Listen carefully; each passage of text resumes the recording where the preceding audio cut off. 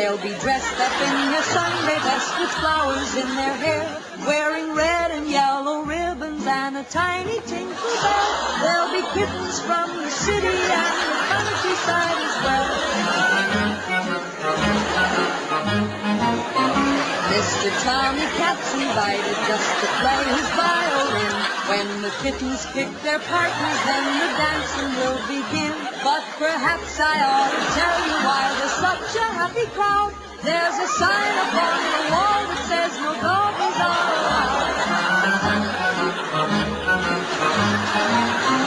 When it's time to eat, meow, meow, cans of salmon piled up to the sky.